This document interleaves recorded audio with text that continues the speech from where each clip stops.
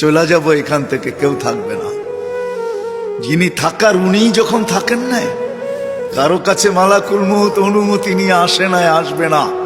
শুধু একজন মুহাম্মদুর রাসূলুল্লাহ সাল্লাল্লাহু আলাইহি ওয়াসাল্লামের কাছে মালাকুল মউত যখন আসছেন, তো আল্লাহ বলছে বন্ধুর কাছে অনুমতি নিয়ে ঢুকবে। অনুমতি দিলে ঢুকবে, নাইলে ফিরে আসবে।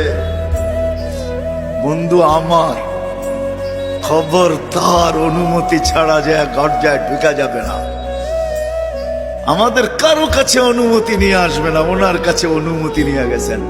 তারপরও বলছে শোনো, ঢুকার অনুমতি দিলেই কিন্তু হাত রাইখা দিবা না, আবার অনুমতি নিবা, রাখবা কি রাখবা না। বন্ধু যদি হ্যাঁ বলে তো রাইখো, যদি না বলে তো চলে আইসো। না বন্ধু আমার। কার বন্ধু? কার বন্ধু? হাবিবুল্লাহ।